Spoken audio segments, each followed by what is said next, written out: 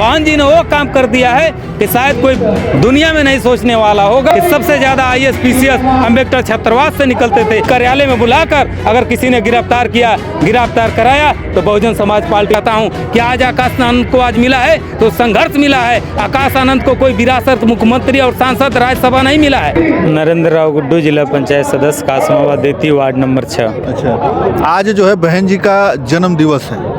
जी, आज जन्म दिवस है और हम सभी बहुजन समाज पार्टी के छोटे बड़े कार्यकर्ता बहन जी के सम्मान में, बहन जी के जन्म दिवस के अवसर पर हम सभी आए हुए हैं। और आपके चैनल को मैं धन्यवाद देना चाहता हूं और ये बताना चाहता हूं समस्त देशवासियों को बहन जी के 69वें जन्म दिवस के अवसर पर मैं हार्दिक अभिनंदन स्वागत करता हूं। और आज सामाजिक ही नहीं, राजनीतिक, सामाजिक परिवर्तन, राजनीतिक परिवर्तन, आर्थिक परिवर्तन की महानायिका बहन सुश्री मायावती जी का जन्म दिवस है। इस अवसर पर आए हुए समस्त बहुजन समाज पार्टी के कार्यकर्ताओं को बहुत बहुत बधाई होता है। कहीं ना कहीं बाबा साहब ने जब संविधान बनाया तो सबको अधिकार दिया, यहाँ तक कि उनका जो पुतला फूंकते थे, जो उनका विरोध करते थे, उनको भी बाबा साहब ने सम्मान के दृष्टिकोण से जब उनको संविधान बनाने का मौका मिला तो सबको अधिकार देने का काम किया।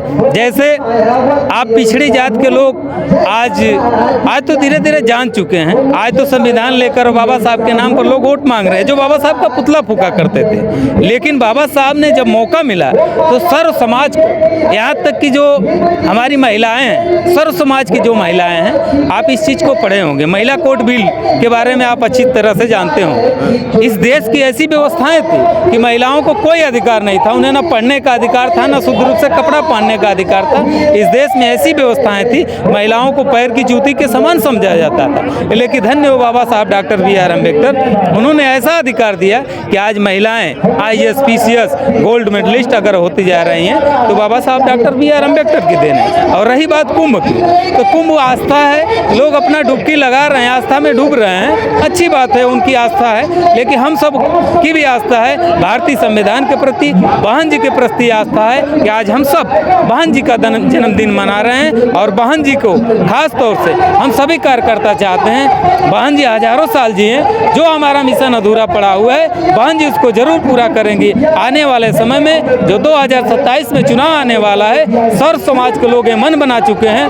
2 बार सरकार बीजेपी के प्रदेश में चल रही है, केंद्र में तीसरी बार सरकार चल रही है। इनकी जो भी वादे थे सब खोखले हुए हैं, उन्होंने पूरे तरह से हर मुद्दे पर फेल हुए हैं। इस सरकार ने जब 2 करोड़ नौकरी के नाम पर भारतवर्ष में सरकार बनाई, प्रदेश में नौकरी के नाम पर सरकार बनाए, सुरक्षा के नाम पर सरकार बनाए, लेकिन ऐसे ऐसे लोगों के घरों पर बुलडोजर चलाया जा रहा है, ऐसे ऐसी बातें की जा रही है। लेकिन धन्य हो बहन जी, जब बहन जी की गवर्नमेंट आती है तो सर्व समाज के लिए, हित के लिए पॉलिसी तय करती हैं। और बहन जी बस बात नहीं करती हैं, बहन जी का कोई मैनिफेस्टो नहीं होता है बहुजन समाज पार्टी का। अगर मैनिफेस्टो होता है तो भारतीय संविधान होता है, और भारतीय संविधान के तहत बहुजन समाज पार्टी काम करती है। बहन जी ने वो काम कर दिया है कि शायद कोई दुनिया में नहीं सोचने वाला होगा। आवाज़ तो आप किसी को दे सकते हैं, आवाज़ की बात लंबी लंबी सरकारें करती है, लेकिन धन्य हो बहन जी ने ऐसा काम कर दिया कि दुनिया में वैसा लोग नहीं सोचे थे। जो सड़क पर आने वाला व्यक्ति था, जिसको 1 इंच जमीन नहीं थी,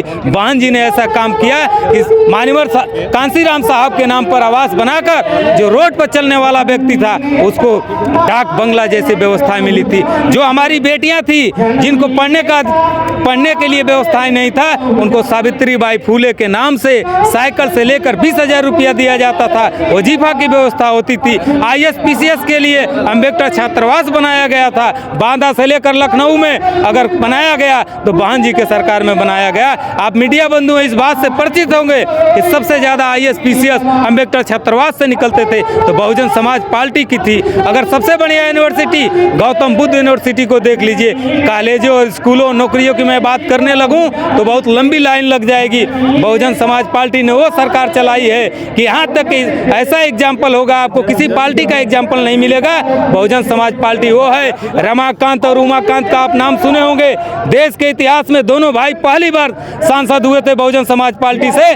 बहन जी ने उनको पार्टी कार्यालय में बुलाकर और उन्होंने गिरफ्तार कराया था। ये पहला इतिहास है कोई अपने सांसद को घर अपने पार्टी कार्यालय में बुलाकर अगर किसी ने गिरफ्तार कराया तो बहुजन समाज पार्टी बहन जी ने कराया था। ये बहुत बड़ी बात है।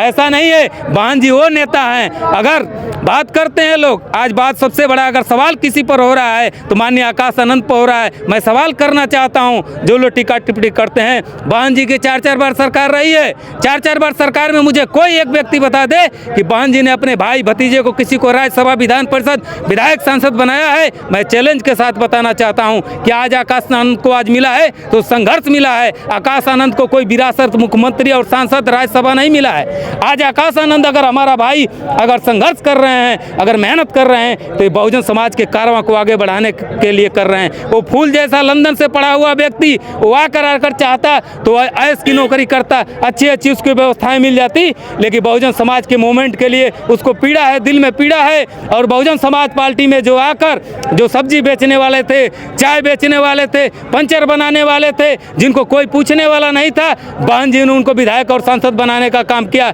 95 से पहले 78 जाति के ऐसे लोग थे जिनको सांसद विधायक नहीं बनने का मौका मिला। बहुजन समाज पार्टी ने अति पिछड़ी जाति के लोगों को सांसद और विधायक बनाने का काम किया। अगर किसी दल ने किया है तो एकदम निचले तबका के लोग जो शौचालय साफ करने का काम करते थे उसको सचिवालय में अगर कोई भेजने का काम किया तो बहुजन समाज पार्टी ने किया। और कोई भी नेता को मैं चैलेंज के साथ बताना चाहता हूं, और दुनिया में ही नहीं भारतवर्ष में एक ओनली फॉर वन अगर किसी पार्टी है बहुजन समाज पार्टी। बहन जी ने भी ट्वीट करके कहा है, आज भी उनके जन्म दिवस के अवसर पर उन्होंने स्पष्ट रूप से कहा है कि हमारी पार्टी धन्ना सेठों की पार्टी नहीं है। हमारी पार्टी हमारे वर्करों, हमारे मजदूर भाइयों, हमारे कार्यकर्ताओं के मेहनत कश पैसे से, उनके खून पसीने के पैसे से बहुजन समाज पार्टी राष्ट्रीय पार्टी है, तीसरे नंबर की पार्टी है। बहुजन समाज पार्टी का एक कार्यकर्ता 1501 रुपया देता है, उससे बहुजन समाज पार्टी चलती है। बीजेपी की बात करते हैं, लंबी लोग बात करते हैं, बीजेपी का 6000 करोड़ रिकॉर्डेड बात है,